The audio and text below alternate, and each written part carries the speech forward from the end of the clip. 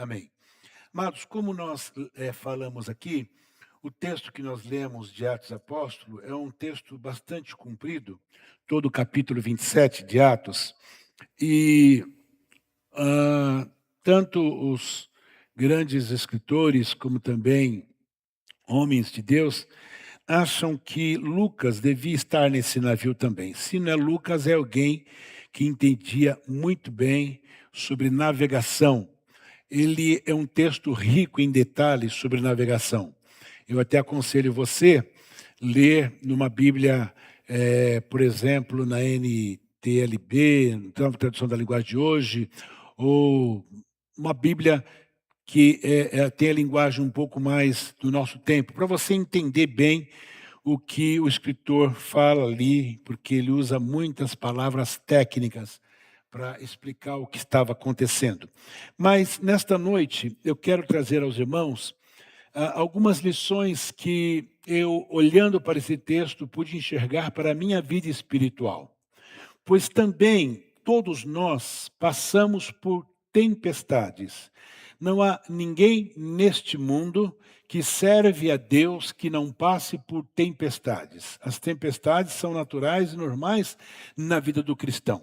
Porque nós aprendemos desde muito cedo que nós não lutamos contra a carne nem contra o sangue, mas contra as hostes infernais da maldade. Por conta disto, as tempestades virão, elas serão uma normalidade na nossa vida, mas com uma vírgula, não é? Deus é conosco. O Senhor é aquele que já venceu a batalha. O Senhor é aquele que ressuscitou ao terceiro dia. O Senhor é aquele que disse, não é, que estaria conosco até o final dos séculos.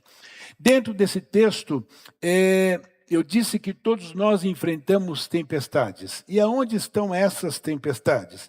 Essas tempestades muitas vezes estão na nossa carreira profissional. Quantas vezes, dentro da nossa carreira profissional, nós vamos encontrar tempestades que muitas vezes nós achamos que nós não teremos condições de conseguir vencê-las. E como é que essas tempestades aparecem na nossa carreira profissional? Aparece muitas vezes porque existe alguém lá que não gosta do seu trabalho. Há alguém lá que inveja você, há alguém lá que torce contra você e há alguém lá que fala contra você.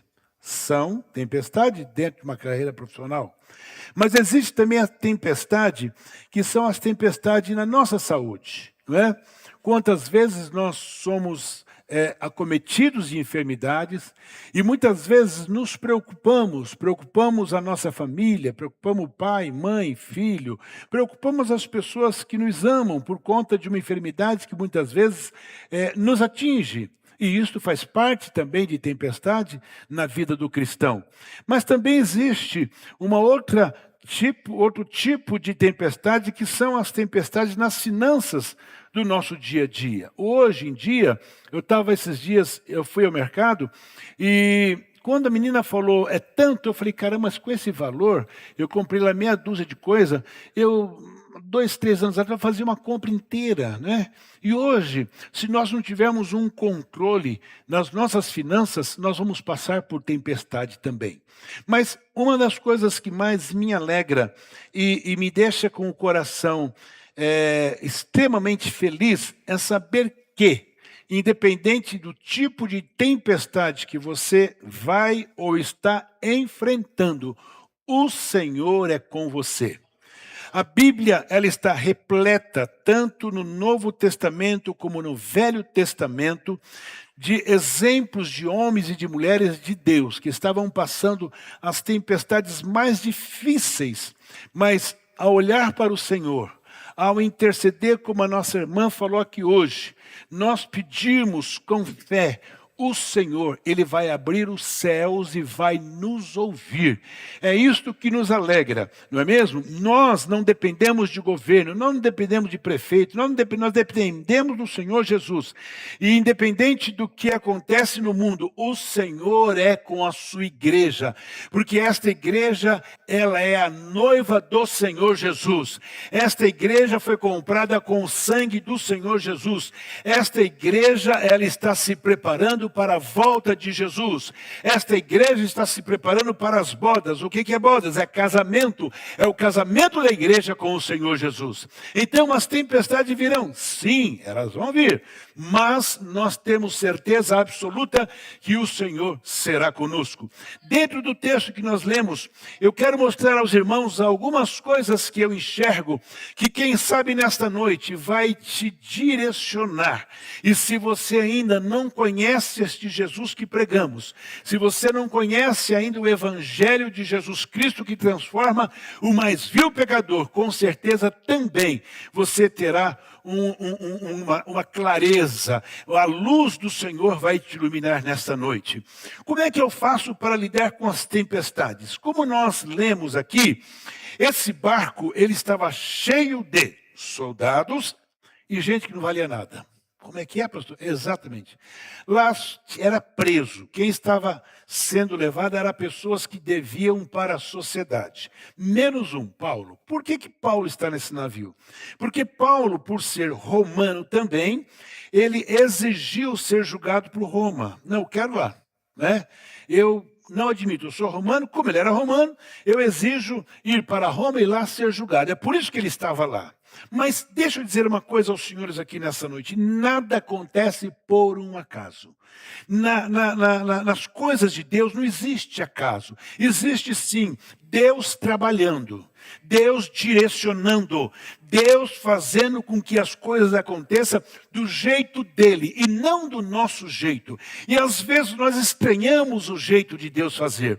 Nós falamos, mas por que, Senhor? Eu te sirvo, eu sou fiel, mas por que tem que ser assim? Irmão, não questione o seu Deus. Diga, glória a Deus. Eu estou passando pela tempestade, é porque lá na frente Deus tem alguma coisa para mim. E aqui não era diferente. Paulo entra no navio, né? E eles estão navegando e o tempo começa a mudar. O tempo começa a mudar. E naquela época, amados, não tinha a tecnologia que tem os navios de hoje, de jeito nenhum. Né? De jeito nenhum. Lá era olhando para o sol e para a lua. Era assim que eles se direcionavam. Né? Não existia tecnologia para dizer por aqui é melhor, por ali é melhor. Não, era o tempo. E o tempo começa a se fechar. E a primeira coisa que Paulo vai falar, nós vamos usar a NVI, os irmãos que estão lá em cima, vamos usar a NVI, que era um pouco mais clara do que a que nós lemos. Olha só, o versículo, capítulo 27, versículo 10 e 11. Olha o que Paulo vai falar. Paulo está vendo a coisa ficar preta, né? Senhores, vejo que a nossa viagem será desastrosa e acarretará grande prejuízo para o navio, para a carga e também para a nossa vida. 11, olha só. Todavia, o centurião, em vez de ouvir o que Paulo falava, seguiu o conselho do piloto e o dono do navio, ok? Obrigado. Então, veja só. Primeira coisa que eu entendo. Se você quer passar pela tempestade, você precisa ser sensível para ouvir a voz de Deus. Por quê? Paulo, ele era a voz de Deus naquele navio. Ele não deveria estar lá, ele não era bandido, não estava devendo nada para ninguém, mas ele queria estar lá e era um navio que ia para Roma. Ele queria ser julgado lá pelo imperador romano, né, por César. Então ele estava lá, não por um acaso, porque Deus tinha alguma coisa. Paulo era a própria voz de Deus naquele navio. Se eles tivessem ouvido a voz de Deus através de Paulo, teriam evitado perdas, dores, sofrimento durante aquela viagem. Então, a primeira coisa que eu entendo aqui nesse texto, que nós precisamos estar sensíveis à voz de Deus. Deus usa a criança, Deus usa o ancião, Deus usa o cântico, Deus usa pessoas, Deus ainda fala no nosso meio. Deus é aquele que fala, mas eu preciso estar sensível à voz do Espírito Santo. E para que eu esteja sensível à voz do Espírito Santo, eu preciso estar conectado com o Espírito Santo. Eu preciso estar de verdade envolvido com o Espírito Santo, porque Deus fala e a gente ouve. Eu falei para o meu genro que ia falar dele aqui hoje. Ele que falou para mim assim: sogrinho, eu estava lá fazendo um curso e Deus usou o irmão e falou assim: você aí de camisa xadrez, fica de pé. Ele ficou assim, puxa vida, né? Ó, pá, pá, pá, pá. Agora vem cá, chamou ele na frente. E pá, pá, pá, pá, pá. Ele falou: sogrinho, tudo que Deus falou é o que eu precisava de ouvir. Eu não fui lá para isso, eu fui lá para um outro. O curso era outro negócio, mas tem uma coisa: Deus não quer nem saber. Quando Deus quer falar, Ele fala. Você pode estar aonde você não imagina. Se Deus quiser falar, Ele vai falar. Mas você precisa estar o quê? Sensível à voz de Deus. O que acontece quando nós não estamos sensíveis para ouvir a voz de Deus no meio da nossa tempestade? E independente do tipo de tempestade. O que vai acontecer? Olha só, ficamos à deriva. No versículo 15 em diante, diz assim: o navio, versículo 15, o navio foi arrastado pela tempestade sem poder resistir ao vento. Assim cessamos as manobras e ficamos à deriva. Ou seja, ó, não adianta fazer mais nada. 16, olha só. Passando ao sul de uma pequena ilha chamada Cauda, foi com dificuldade que conseguimos recolher o barco salva-vidas. O barco já tinha ido, salva-vidas, tá? O barco grande tem aqueles barquinhos pequenos, que são salva-vida. O 17, levantando, lançaram mão de todos os meios para reforçar o navio, com cordas, temendo que ele encalhasse nos bancos de areia de Sirte. Baixaram as velas e deixaram o navio à deriva. Então veja só, ficaram lá à deriva. O que é ficar à deriva? É você ficar no meio do mar sem saber se vai para frente, se vai para trás. O que vai acontecer? Não sei. Estamos à deriva. Esses dias, vocês devem ter visto de um casal que saiu com um barco, e o barco, aconteceu alguma coisa, ficaram à deriva. A menina ficou 2 dias ou 3 dias no mar sozinha. Vocês viram isso? Ficou à deriva. Então veja só, quando nós não somos sensíveis à voz de Deus na tempestade, nós ficamos assim, ó, sabe, assim, sem saber para onde vai. Nós ficamos, para onde que eu vou? Eu vou para a direita? Não, eu vou para a esquerda? Não, para onde eu vou? Eu fico sem direção. A verdade é essa, você perde a direção. Você não sabe para onde vai, você está à deriva. Quando você não ouve a voz de Deus. Outra coisa, olha só o versículo 18 e 19. O que vai acontecer no versículo 18? No dia seguinte, sendo violentamente castigado pela tempestade, começaram a lançar fora a carga. Espera um pouquinho, lançar o quê? A carga. Irmãos, navio, da onde eles estavam para Roma, era uma distância enorme. E eles carregavam o navio de tudo quanto é coisa para vender, para trocar. Agora tem que jogar tudo fora. Vamos lá, o versículo 19, olha só. No terceiro dia lançaram fora com as próprias mãos a armação, lançaram tudo fora.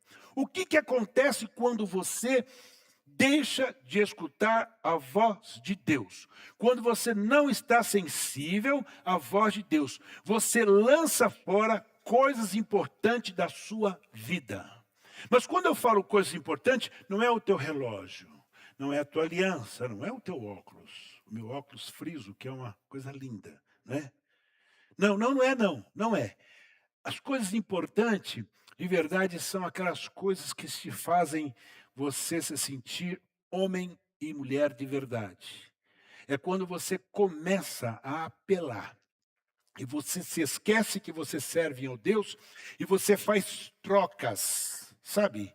Você começa a fazer trocas, você começa a perder o teu referencial como homem e mulher de Deus. Porque você acha que as trocas que você vai fazer no mundo, ela vai te dar segurança porque você está à deriva. Quando eu falo em perder, não é perder objetos. Aqui foi objeto, mas eu estou falando na vida espiritual. E a minha pergunta para você aqui hoje é: que tipo de troca que você está fazendo e está perdendo? Mas o Espírito Santo de Deus hoje fala: pare de fazer troca com o mundo. A Bíblia diz que nós já fomos tirados do mundo. Nós hoje servimos a Deus. E a minha Bíblia, a tua Bíblia diz que nós não podemos servir a dois senhores. Ou servimos a Deus ou a Baal. E nessa noite, levante a sua mão e diga: eu sirvo ao Deus que fez os céus e a terra. Nós começamos a perder, e as coisas começam, em vez de ir para frente, vai para trás. A gente fala: mas por que está indo para trás? Eu estou perdendo, as coisas não viram. Nessa noite, Deus está dizendo para mim e para você: vamos dar atenção ao que Deus está falando. Deus fala pela palavra, Deus fala pelo cântico, Deus fala pelo testemunho. Deus continua falando. Eu preciso estar atento àquilo que Deus está falando. Então, fico à deriva, sem saber o que fazer. Começo a perder coisas importantes. Mas também, o versículo 20 vai dizer algo que preocupa bastante. Olha só o que diz o versículo. Como passaram muitos dias sem que o sol e as estrelas aparecessem, e a tempestade continuasse a abater-se sobre nós, finalmente perdemos toda a esperança de nos salvarmos. Desse texto aí.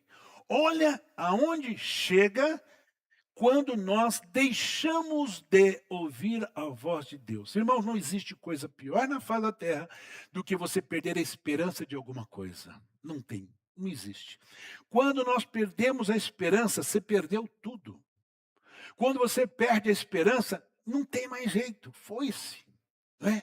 Então, já ninguém sabe se é dia, se é noite, a tempestade está batendo forte, a tempestade está em cima e nós perdemos a nossa esperança de nos salvarmos. Nessa noite, pelo Espírito de Deus, eu te digo, ainda há esperança para você. Não baixe a tua guarda, não entregue os pontos. Eles diziam: não tem mais jeito, nós nos perdemos, não tem esperança. Mas eu venho aqui nessa noite como profeta de Deus para te dizer: ainda há esperança. Não, você não está aqui por acaso não, você está aqui porque Deus te colocou aqui hoje, você está aqui porque Deus hoje te trouxe. Ainda há esperança para a tua vida, há esperança para a sua família, há esperança para o teu negócio, ainda há esperança. Louvado é o nome do Senhor. Aleluia, aleluia, ainda há esperança. Não baixa a guarda, não, ainda há esperança. Em nome de Jesus, ainda há esperança. A Bíblia está repleta de exemplos de homens e mulheres que falam: não tem mais jeito. Não tem mais jeito. Mas ainda há esperança. Não é? Eu lembro de Jacó. Jacó, ele faz uma série de atrapalhadas. Ele está numa situação difícil, porque ele falou: o dia que eu encontrar com meu irmão, ele me mata. Eu enganei meu irmão. E ele me jurou morte. E agora, o que eu faço? Estou perdido. E alguém diz: olha, tem uma notícia para te dar, Jacó. Qual que é? Teu irmão está vindo aí. É mesmo. E ele tinha as suas duas esposas. Não é? Lia e a outra eu esqueci o nome. Raquel e Lia. Ele pegou Lia, colocou do lado esquerdo. Raquel do lado direito. E falou o seguinte: se eles abater vocês, vocês fogem. Se abater vocês, vocês fogem. Não foi assim? Só que ele teve encontro com Deus antes. Ele teve encontro com Deus. Ele errou, a mãe dele errou, quando enganaram o pai, quando enganaram o irmão. Por quê? Porque quando Deus tem negócio, não adianta a gente dar jeitinho para Deus. Por que tem os árabes hoje? Porque a mulher de Abraão quis dar um jeitinho. Foi isso. E também a mãe de Jacó quis dar um jeitinho. Só que Jacó, ele está lá, ele está preocupado porque ele vê um vulto, ele fala, será que é meu irmão? E quando ele vê, ele se agarra ao vulto. E a Bíblia diz que ele lutou com aquele vulto. E quando ele dá conta, era o anjo do Senhor. Ele estava lutando com o anjo do Senhor. E ele falou, é a minha grande oportunidade, e agora? Eu não largo. E o anjo falou, me larga que a alva está chegando, eu preciso ir embora. Eu não te largo enquanto você não me abençoar. Você está entendendo? Enquanto não me abençoar, eu não te largo. Por quê? Jacó tinha perdido a esperança, sabia que ia morrer, a família ia morrer junto. O seu irmão tinha ódio, o seu irmão queria matá-lo. E o seu irmão era valente, o seu irmão era um arqueiro bom, era um camarada que você via, ele dava medo, tão peludo que ele era. Está entendendo? Esse era o irmão dele. Mas espera um pouco, eu não te largo enquanto não me abençoares. Eu não te largo. A nossa irmã falou aqui hoje, a gente tem que pedir, a gente tem que pedir, a gente tem que pedir. E crê, quando você crê, Deus, ele abre a porta onde você acha que não tem porta. E agora? Me larga, eu não te largo. Nessa noite, Deus te trouxe aqui, que é para você não largar Jesus. Eu preguei numa quarta-feira aqui sobre você perder Jesus, usando o exemplo da mãe e do pai de Jesus que perderam ele em Jerusalém. Quantos de nós temos perdido Jesus? Quantos de nós esquecemos de Jesus? E Jacó, de repente, o anjo toca na juntura da sua coxa, ele sai ali, doendo, mas eu fui tocado. Aleluia.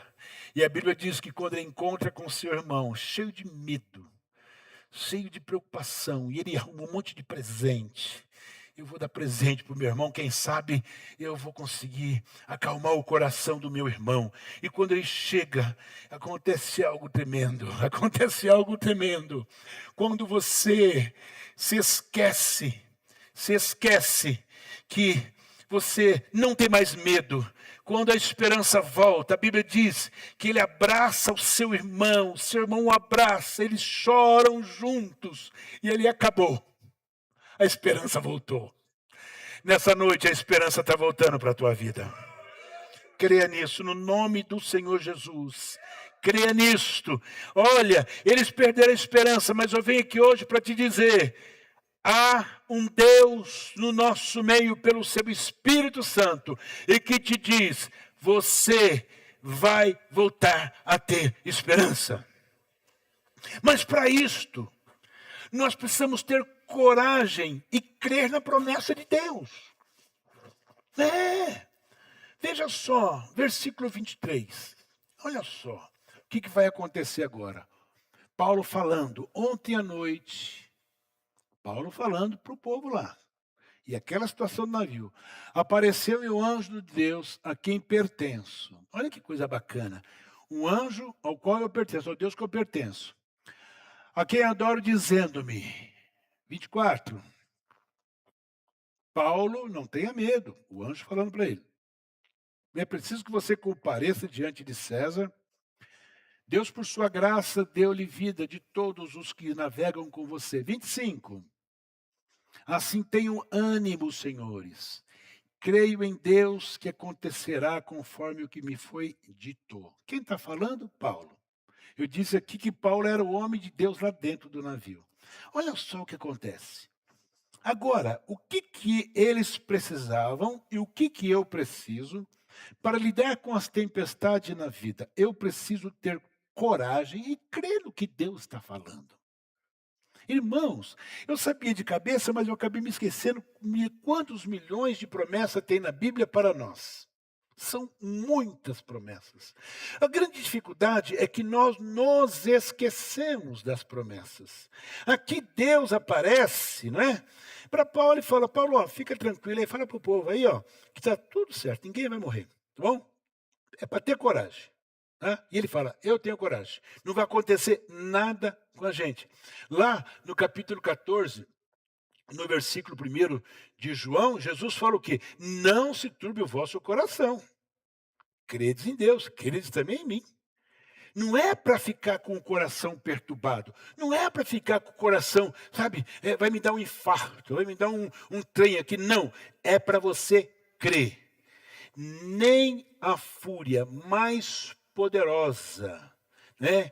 Nem o inimigo mais violento, nem o mar pode prevalecer contra aquele que é encorajado por Deus, que confia em sua promessa. Ele nunca falha, Deus nunca falha e nunca vai falhar.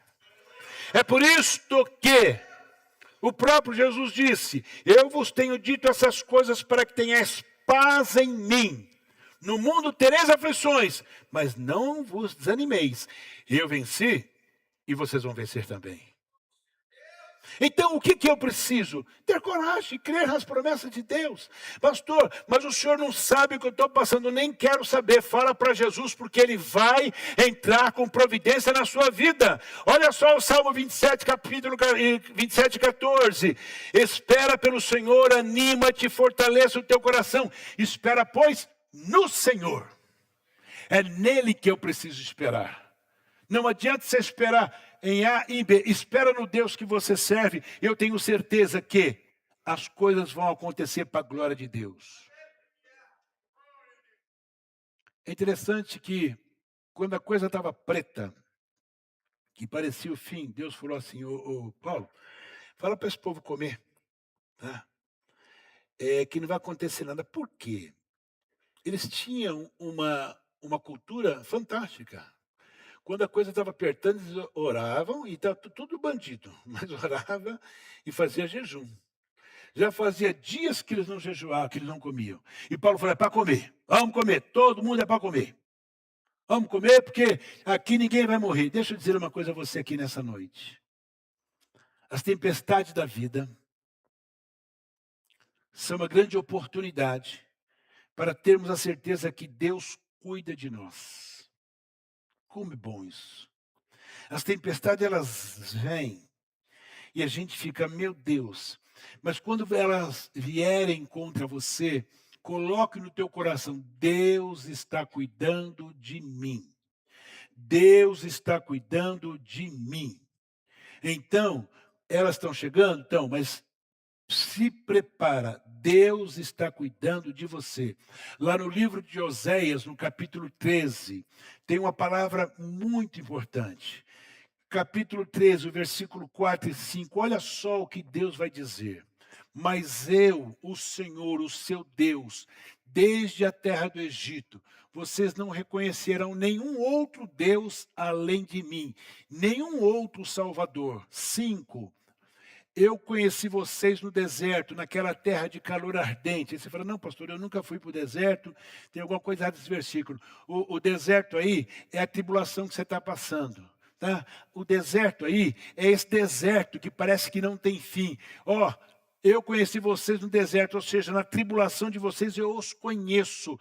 Deus está cuidando de vocês, Deus está cuidando de mim. O que eu preciso nas tempestades é ter esperança de que a notícia boa está chegando. E a notícia boa é: ninguém vai morrer. Agora, dentro da tempestade, eu preciso ter algumas atitudes. Estou passando por ela, o que eu faço? Deito e choro? Não, de jeito nenhum. Eu reclamo? Também não é uma boa, não. Eu entro no meu Instagram e falo para todo mundo que eu estou passando a maior luta do mundo? Também não é uma boa. O que eu faço? Vamos ver o que a Bíblia diz. Olha só. Fé é o que eu preciso nessa hora. Paulo não ficou apenas orando. Ele alerta os soldados, né, para cortar as cordas do bote salva-vidas e impedir a fuga da tribulação. Por quê? Eu falei que só tinha bandido lá dentro. Os caras falaram: agora eu vou aproveitar. Tá? Eu vou aproveitar e vou sair fora. Não sei, vou cair dentro da água, mas eu quero fugir do navio. Porque ser preso, é ser escravo lá em Roma. A verdadeira fé, ela exige ação e obediência. Agora, o capitão do navio, o dono do navio, as pessoas que mandavam, começou a entender que Paulo era diferenciado. Então, joga tudo fora. Tá? Quando você está dentro da tempestade, não tem outra coisa a não ser você exercitar a sua fé. É a tua fé que vai te tirar do redemoinho. É a tua fé que vai te tirar do deserto escaldante. É a tua fé que vai te tirar você dessas dificuldades que aos teus olhos parece não ter saída. Então eu preciso exercitar a minha fé, eu preciso obedecer à voz de Deus. Agora, olha que coisa interessante. Paulo estava ali como um homem de Deus e ele encoraja aquele povo. Era prisioneiro, né? Mas ele assume o quê? A liderança espiritual daquele barco. O que isto me ensina? Independente da tua posição, mas eu não sou pastor, eu não sou presbítero, eu não sou evangelista, eu não sou missionário, eu não sou... Irmão, a palavra de Deus é clara lá em Pedro. Nós somos sacerdotes reais. Não existe mais essa coisa. Não, todos nós, né? Nós somos nação santa, povo adquirido, né? Nós somos o mesmo povo. Deus te escuta, Deus ouve a sua oração, né? Mas eu me converti, pastor, eu batizei no batismo passado, Deus ouve a sua oração. Eu preciso ser encorajado. Assuma a liderança espiritual da tua casa, assuma a liderança espiritual dentro do problema que você está passando. Deus, ele vai te ouvir. Paulo falou, vamos comer. Dá pão para esse povo.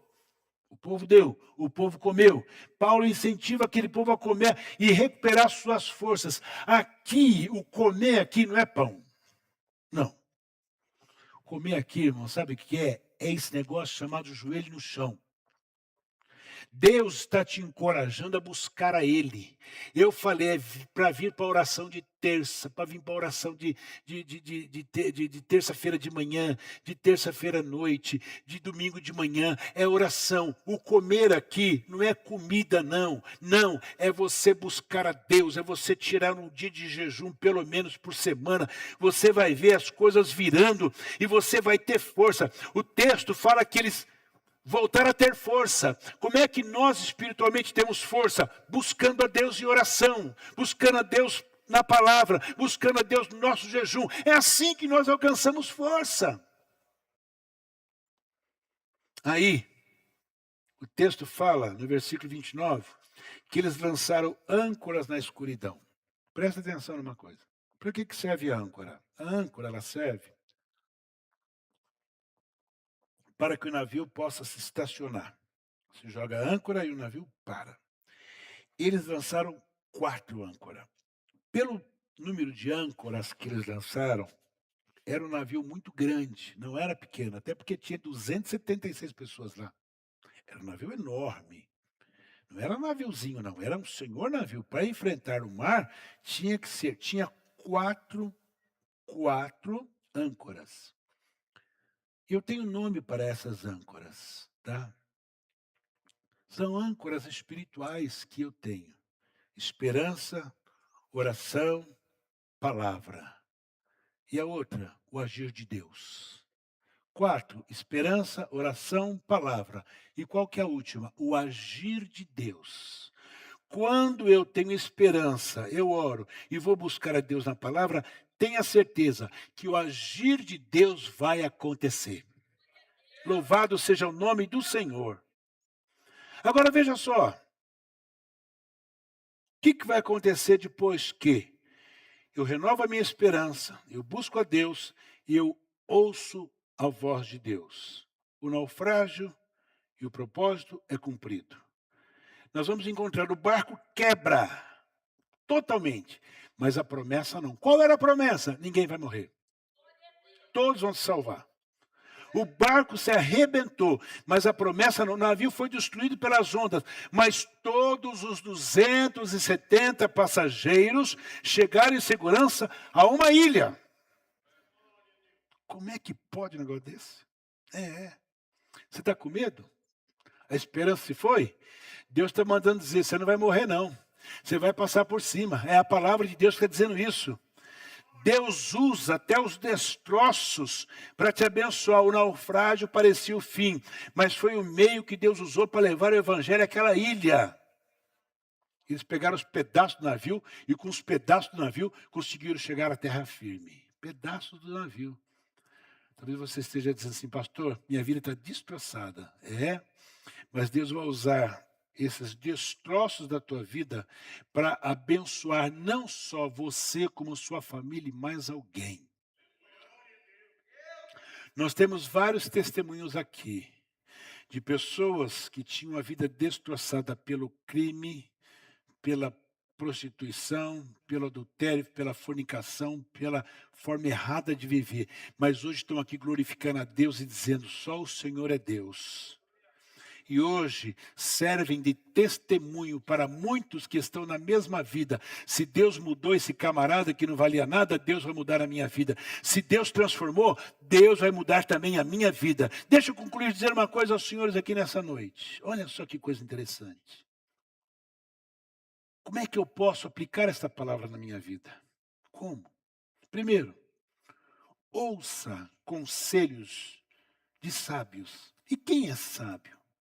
Mas o pastor Eli, acho que nunca cursou faculdade, né, pastor Eli?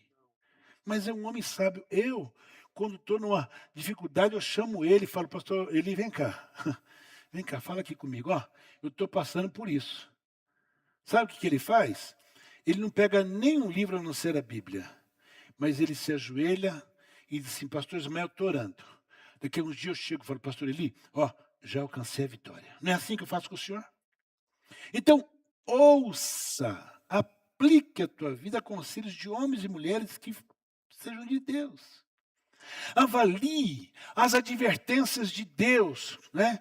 Que Deus tem colocado na sua vida para você não se precipitar, para você não errar. Corte os cabos de fuga. Como é que é esse negócio de cortar cabo de fuga? Confie inteiramente em Deus. Abandone os salva-vida, os botes. Como é que os caras fizeram? Eles pegaram os botes salva-vida, porque os navios grandes têm aqueles botes pequenos. Eles abandonaram aquilo, mas que eles estão tão doidos? Espera um pouquinho. Foi Deus que mandou. Sabe por quê? Porque Deus quer dizer assim para você, meu filho, não adianta você confiar em bote salva-vida, vocês têm que confiar em mim. Bote salva-vida é segurança falsa dentro da vida espiritual que eu estou colocando aqui. Nessa hora, salva-vida não ia adiantar nada. Ele tinha que confiar no Deus ao qual ele servia. Jogue fora as cargas inúteis. Quer vencer? Quero. Joga fora. Joga fora o quê? Vaidade, hábitos ruins, pecados, aquilo que atrapalha a tua vida espiritual e que atrapalha você vencer as tempestades da vida. Deixa de lado, largue isso, deixa para lá. Olha, faça como o próprio Zaqueu falou: se eu defraudei alguém, eu quero devolver 4 vezes mais. O que estava dizendo Zaqueu naquele momento? Eu me converti e Jesus falou: hoje entrou salvação nessa casa. Mudança de vida, eu preciso deixar de lado aquilo que não vale nada. Permaneça no meio da graça de Deus. O que é permanecer? Seja assíduo nos cultos, leia a Bíblia, busque a Deus em oração, seja participante ativo da ceia do Senhor. Porque quando você participa da ceia do Senhor, você está valorizando, sabe o quê? A comunhão e também o sacrifício de Jesus. Porque Paulo falou: fazer isso todas as vezes em memória de Jesus. Falou: faça isso em memória de mim. Memória do quê? Do que Jesus fez. Aceite naufrágios providenciais. O barco pode até quebrar, mas a promessa de Deus não quebra. Baixe tua cabeça, vamos orar agora. Pai amado, Pai santo, eu quero te louvar, Senhor. Eu quero te agradecer pela tua palavra. Eu quero te agradecer a Deus porque o Senhor tem falado comigo, Senhor, que mesmo nas